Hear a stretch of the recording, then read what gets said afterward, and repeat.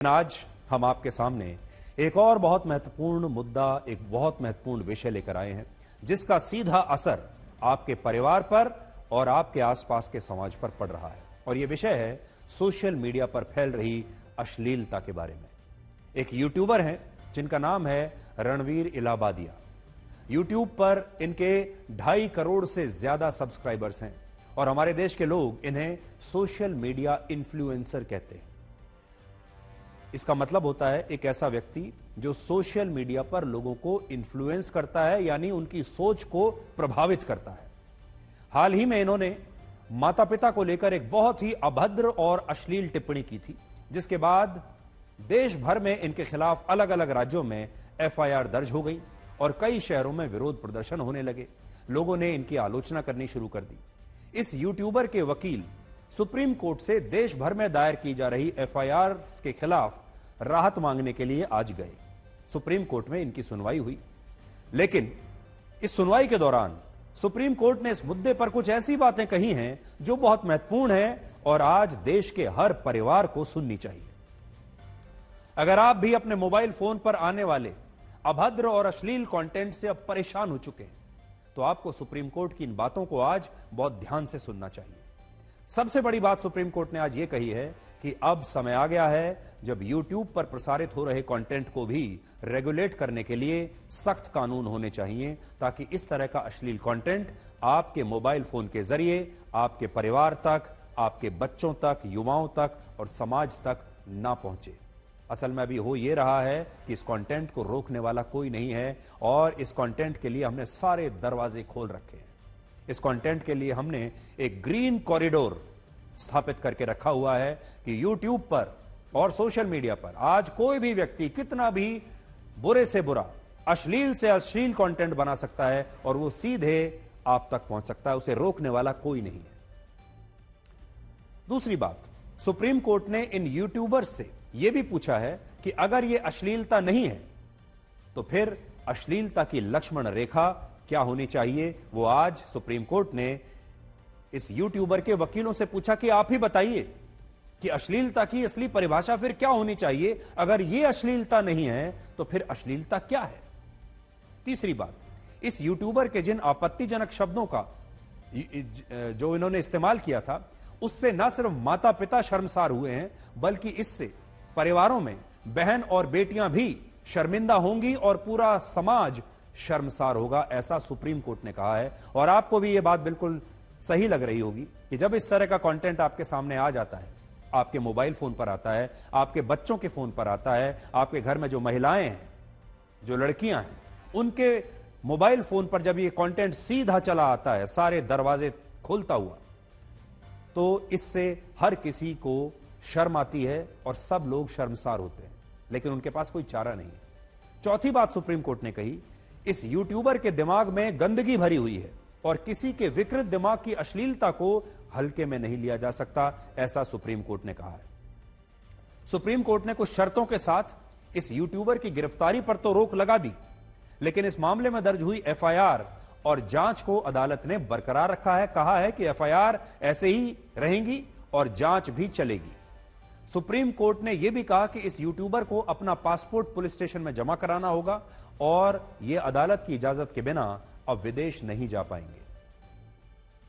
यह तो हमने आपको वो बताया जो आज सुप्रीम कोर्ट में हुआ है, और अच्छी बात है कि सुप्रीम कोर्ट ने आज इस विषय पर अपनी महत्वपूर्ण टिप्पणी की है जो आगे देश का रास्ता खोलेगी। लेकिन अब हम अपने मूल विषय पर आते हैं और विषय है सोशल मीडिया पर फैल रही अश्लीलता का। क्या आप चाहते हैं कि सोशल मीडिया पर जो अश्लीलता फैल रही है, अब समय आ गया है कि इस पर कड़े कानून बनने ही चाहिए। सबसे पहले हम आपसे यह कहेंगे कि आपको इस तरह के लोगों को सोशल मीडिया इन्फ्लुएंसर्स कहना बंद कर देना चाहिए। इस प्रकार के लोग सिर्फ मशहूर होने के लिए और पैसा कमाने के लिए, व्यूज कमाने के लिए अश्लील कंटेंट बनाते हैं और इनमें समाज और इस देश के करोड़ों परिवारों के प्रति जिम्मेदारी का कोई भाव नहीं होता। अब सोचिए, एक व्यक्ति जिसके पास करोड़ों में फॉलोअर्स हैं, उसके YouTube चैनल पर करोड़ों सब्सक्राइबर्स हैं, आप सोचिए कितनी जिम्मेदारी का काम है और कितनी जिम्मेदारी से ऐसे यूट्यूबर्स को अपनी बात कहनी चाहिए। लेकिन यह जिम्मेदारी का भाव इनके अंदर है ही नहीं। इनके अंदर यह समझ ही नहीं है कि इतने बड़े प्लेटफॉर्म को जिम्मेदारी के साथ समाज के लिए, लोगों के लिए, युवाओं के लिए कैसे इस्तेमाल किया जाता है। अगर हम इस यूट्यूबर को एक केस स्टडी मान लें आज आपके सामने, तो 31 वर्ष के ये यूट्यूबर मुंबई जैसे महानगर में रहते हैं। एक पढ़े लिखे और साधन संपन्न परिवार से आते हैं। इन्होंने इलेक्ट्रॉनिक इंजीनियरिंग की पढ़ाई की है, इलेक्ट्रॉनिक इंजीनियर है। इनके माता पिता मुंबई के मशहूर डॉक्टर्स हैं और इन्होंने मुंबई के एक ऐसे स्कूल से पढ़ाई की है जहां पर एडमिशन मिलना भी आसान नहीं है। बहुत बड़े स्कूल से पढ़कर ये आए हैं। सोचिए, इतने पढ़े लिखे परिवार से आने के बाद भी 31 साल की उम्र में इस यूट्यूबर के दिमाग में इतनी गंदगी आखिर कैसे भर गई।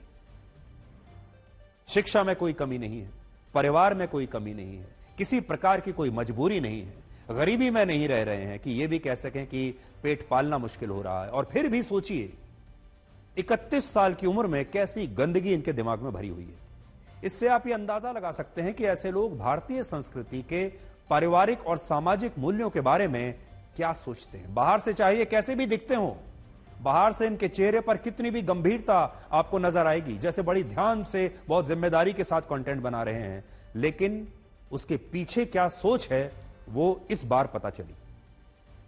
एक बात बिल्कुल स्पष्ट है कि इस यूट्यूबर के जीवन में ऐसा गंदा कंटेंट बनाकर पैसा कमाने की कोई मजबूरी नहीं रही होगी और यह काम उन्होंने अपनी स्वेच्छा से सिर्फ अपने सब्सक्राइबर्स बढ़ाने के लिए, कूल दिखने के लिए और ज्यादा पैसा कमाने के लालच में किया होगा। और इस तरह के यूट्यूबर को यह अंदाजा ही नहीं है कि यह ऐसा अश्लील और अभद्र कंटेंट बनाकर इस देश के करोड़ों छोटे छोटे बच्चों के दिमाग में वही गंदगी भर रहे हैं जो इनके दिमाग में है। और यह सब कुछ हो रहा है सब्सक्राइबर्स, व्यूज और पैसे के लिए। अब जरा कल्पना कीजिए कि भारत के जो करोड़ों बच्चे इन यूट्यूबर्स के वीडियोस को देखकर बड़े होंगे और जब वो पारिवारिक रिश्तों को निभाना शुरू करेंगे तो उनकी सोच तब तक कितनी विकृत हो चुकी होगी। भारत के सामने आज सबसे बड़ी चुनौती यह है कि यहां घर घर में इंटरनेट और मोबाइल फोन तो पहुंच गया, लेकिन साथ ही इस अश्लीलता की एंट्री भी आपके परिवारों में इस मोबाइल फोन के जरिए हो चुकी है। आपने अपने घर के दरवाजे तो बेशक बंद कर लिए होंगे। जब आप अपने घर में रात को सोते हैं तो आप अपने दरवाजे अंदर से बंद करके ही सोते होंगे, लॉक करके सोते होंगे ताकि बाहर से कोई चोर अंदर ना आ जाए, सुरक्षा के लिए। लेकिन आपके मोबाइल के फोन के जरिए, इंटरनेट के जरिए यह अश्लील कंटेंट, यह अभद्र कंटेंट आपके सारे दरवाजों को चीरता हुआ आपके घर में पहुंच चुका है। हो सकता है कि आने वाले दिनों में भारत अपने इन्हीं अश्लील कंटेंट क्रिएटर्स की वजह से पूरी दुनिया में जाना जाए और यही अश्लील कंटेंट क्रिएटर्स हमारी अर्थव्यवस्था का एक बड़ा हिस्सा बन जाए, क्योंकि इनके पास नाम होगा, पैसा होगा, शोहरत है, प्रभाव है, बड़े बड़े बंगले, बड़ी बड़ी गाड़ियां इनके पास होंगी, इनके पास शानदार लाइफस्टाइल होगा, ये सब कुछ इनके पास होगा और देश के युवा इन्हें अपना रोल मॉडल मानने लगेंगे। वो सोचेंगे कि हमें इनके जैसा कूल दिखना है, इनके जैसा कूल बनना है। और हमारे देश के बच्चे और युवा शायद ये सोचेंगे कि जब अश्लीलता से ही, जब घटिया कंटेंट बनाकर ही इतना पैसा कमाया जा सकता है, आप मशहूर हो सकते हैं, करोड़ों सब्सक्राइबर्स ले सकते हैं, तो फिर उन्हें पढ़ाई लिखाई करने के लिए, परिश्रम करने के लिए या कोई हुनर हासिल करके संघर्ष करने की आखिर क्या आवश्यकता है। जिंदगी तो इतनी आसान हो जाएगी। आज भारत में लोग प्रतिदिन औसतन 3 घंटे मोबाइल फोन पर रील्स और शॉर्ट वीडियोस देखते हैं और 35 करोड़ लोग हर महीने में कम से कम एक रील इंस्टाग्राम पर अपलोड करते हैं। और इन रील्स बनाने वालों में बड़ी संख्या उन युवा लड़के लड़कियों की है जो ना तो पढ़े लिखे हैं, ना उनके पास कोई हुनर है, ना कोई स्किल है। सिर्फ अश्लीलता और बेहूदगी करके वो लगातार अपने व्यूज बढ़ाते जा रहे हैं।